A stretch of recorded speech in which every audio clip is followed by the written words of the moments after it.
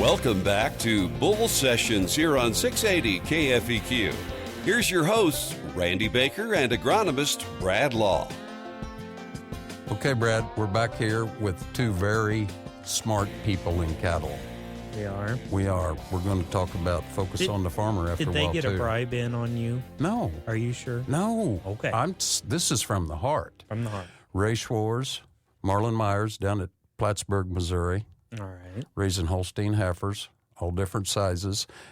We was talking, guys, when we went to a commercial there a while ago about, I asked the question, you get them in at babies, weaned, what do you do then? What are you feeding them? How do you get them up and going? First thing on arrival is there will be more than 100 head in a truckload. Right. And that group of calves will be divided probably close to 4 different directions by size. Divided down into groups to 20 to 30, maybe 40 in a bunch at the most. Right. And following that, then they're in their own pen as a group, being fed. They'll be started on dry hay and just a basic grain ration. That'll continue for probably a month to a month and a half, and then we will move over to a high moisture forage ration, either a TMR or just individual bales with grain being fed on the side. Now, for us row croppers, could you elaborate more? I learned what a TMR is, but not everybody may know what that is. Could you explain more on that? Well, that's a total mixed ration is what that stands for. Okay. And in our ration, we put a bale of the legume silage and a bale of the grass silage and mix them together with added grain. Okay, and do you go for a certain protein level or certain energy level, or? Yes, we do. We shoot for a certain protein level depending on the size of the calf or the age as the heifer gets older. So it's a little more to it than just taking a bale of hay out there and putting it out in a bale ring and putting a little corn out. Oh, yeah. Well, it is. You've got to make these heifers grow at somewhere around 2 pounds a day, but you want them to grow and not get fat. There's a big difference. You don't want fleshy Holsteins. Yes. One of the hallmarks of our operation that kind of sets us totally in a different path than most cattle operations is we concentrate very heavily on high-quality forage. We have to, because in order to grow pounds of meat on an animal, not fat, you have to have a fairly high protein level in your ration. And by paying attention to harvest dates and so forth on our different forages that we use and getting proper maturity at that stage, we can maintain a higher level of nutrition with the minimal amount of grain, which we have to purchase off the farm. We don't grow any grain here, but we do buy a lot of grain, and we do feed a lot of grain. Yeah, that's a big deal, your timing on that, isn't it? For us as dairy guys for all the generations, my dad built, a dairy herd around for years over just nothing but high quality forage and made a lot of progress on production through those years. Those same methods and the teachings that we gained off of that have followed us over into the heifer business, and it's worked well for us. And I'll give a shout out to the University of Missouri guys that years ago gave us a lot of education on what we have learned over the years that has helped us all through the years. On your forage end of it? Yes. Well, yeah, they would know. I mean, they probably got all kinds of experimental stuff going on down there. This fascinates me ever since the first time I was ever down there on your farm, because you just don't go everywhere and see this going on. At first I thought you was a dairy operation, and then I found out that, no, you get them up to there. yet today still think we milk cows here, but in reality we don't. Yeah. We have a milkless dairy. Milkless dairy. Yeah, you do, in a way, yeah. Don't you miss milking? Maybe yeah, maybe no. Yeah. The workload is still about the same as it was when we had the milking herd running. We're handling way more animals, but we're also feeding 3 families off this operation. Mm-hmm. Now, And in reality, we don't really operate very many acres of land, but we very intensively farm what we have. Oh, sure. Now, one thing that I've heard of people, like you said, these the calves come from east and over to here, and I've heard of people buying black cattle out west and bringing them here.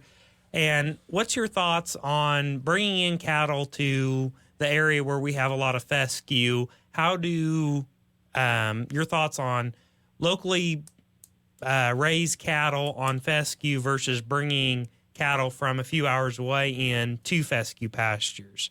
What's your kind of thoughts on that, or have you seen anything to that, or is it just an old wives' tale? Well, Brad, we use a lot of fescue here in our pastures, and just managing it right, we don't have any trouble with grazing fescue. Just about all of our pastures are divided into cells, so we're cell grazing.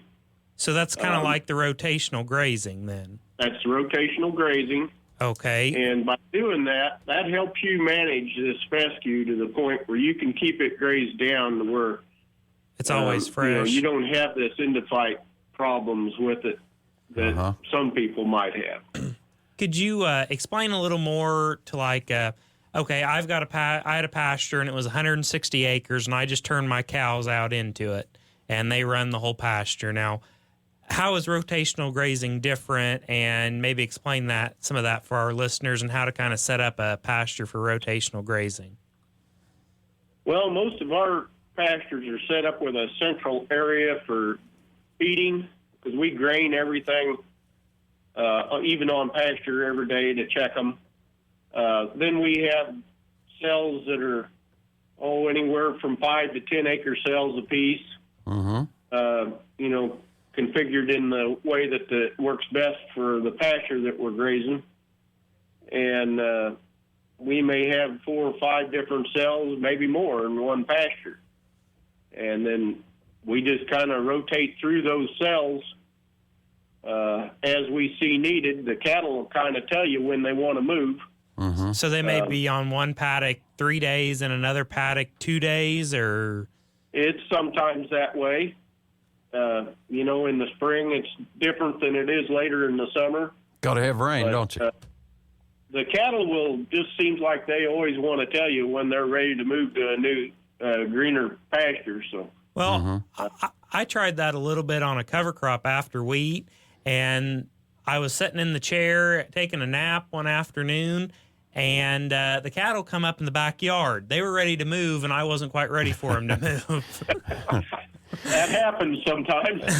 So they kind of move themselves. That's the message we're trying to convey.